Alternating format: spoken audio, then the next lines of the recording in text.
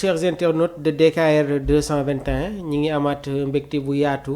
di leen retrouver saa su nekk ci rubrique bii di l'étude des dossiers noonu laa ko tuddee ñu fas yéene faram-fàccee yenn ponk yi nga xamante ne ñu ngi koy waxtaanee fii ci biir réew mi tey nag dinañu ñëw si dossiers yi nga xamante ne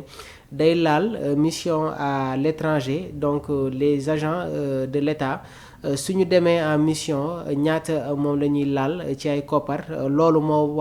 moo tax tey ñu fas yéene si def une grande analyse waaye tamit expliquer leen exactement les conditions ak primes yi nga xamante ne agent de l'État du Sénégal ñi ngi koy laal suñu demee bitim réew donc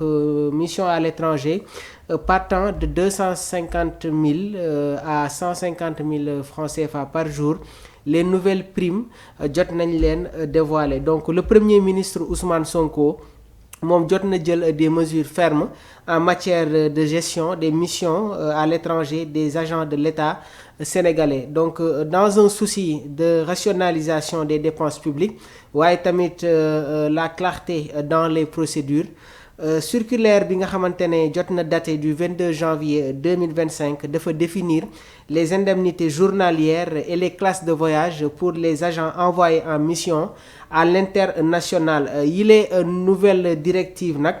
day viser à renforcer la rigueur administrative et à promouvoir une gestion beaucoup plus efficace des ressources publiques une des mesures phares nag ci biir circulaire day concerner les indemnités journalières yu ñu accordées aux responsables gouvernementaux en mission donc gis nañ ni tamit day varier selon les zones géographiques dans un effort pour mieux adapter les compensations aux réalités économiques de chaque région suñu demee ci zone 1 Amérique du Nord Amérique latine et Asie les hauts responsables en mission dans ces régions ñoom dinañuy laal comme indemnité 250 000 francs CFA par jour suñu demee ci zone 2 Europe Royaume-Uni Afrique australe et du Nord zone bi day bénéficier d'une indemnité de 250 000 francs CFA par jour pour les hauts responsables suñu demee dans la zone 3 donc zone 3 Afrique de l'Ouest Afrique centrale et Afrique de l'Est indemnité journalière yi pour cette zone dañ ko réduire à 200 000 francs CFA par jour zone 4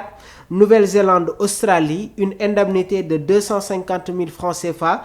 par jour est accordée similaire à celle des autres zones dites premium suñu jugee foofu tamit dañuy ñëw sur les autres agents de l'État circulaire bi dafay prévoir des indemnités uniformes de 150 000 francs CFA par jour quel que soit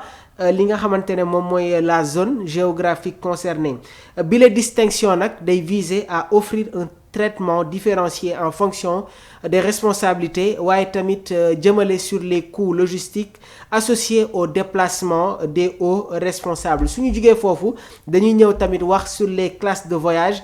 pour les missions officielles en parallèle les indemnités journalières la circulaire daf koy définir également li nga xamante ne moom mooy les classes de voyage applicables aux différents responsables waaye tamit applicables aux agents de l'État lors de leur déplacement officiel à l'étranger bi les mesures nag day viser à garantir une utilisation plus rationnelle des ressources de l'État donc la première classe est réservée aux plus hauts responsables de l'État à savoir le président de la République le président de l'Assemblée nationale ak tamit le premier ministre yi les responsables ñoom dinañu bénéficier des conditions de voyage les plus confortables afin de répondre à la symbolique et à l'importance de leur déplacement classe affaires bi moom dañ ko réserver aux responsables de haut niveau mais en dehors des dirigeants politiques parmi ceux-ci dañ siy retrouver les présidents des cours de tribunaux les ministres et secrétaires d'État le président du CNRA Conseil national de régulation de l'audiovisuel le médiateur de la République, les conseillers du Premier ministre, les ambassadeurs, les recteurs d'université, les hauts commandants de la gendarmerie, le CMGA, donc chef d'état-major général des armées, et autres responsables de rang